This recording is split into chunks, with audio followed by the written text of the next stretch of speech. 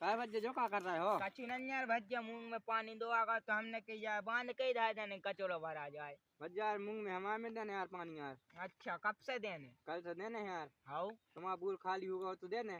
How हमरो bore तो खाली है। पैसा कितने ले हो?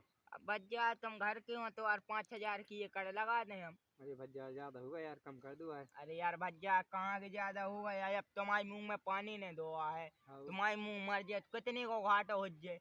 ऐसा हम 5,000 की ये कर हमें ये दो। अरे हम सूझे इतना मत कम हो यार। अरे यार भज्जा देखो उनसे तो हम 8,000 की ये कर चला रहे हैं, तुम घर के हो 3,000 कम कर दिया यार हमने। और का तो कब से बिछा ले लाइन? लाइन तुम हमारी बिछा लो। कहाँ पाइप कहाँ धरी? अरे यार हम तो हमारे घर धरे आए यार ट्रैक्टर से। तो घर जाना पहले अभी। और का हमरे ट्रैक्टर से ले आओ। हाँ चले जाओ अब चालू कल सवेरे से चालू कर दे जो पानी। हाँ और का चले जाओ ले आओ। हाँ तो जा चाबी भाई धरी घरे। हाँ घर से मांग लीजिए ट्रैक्टर की चाबी। हाँ आराम से चला जोर बज जा। हाँ हाँ।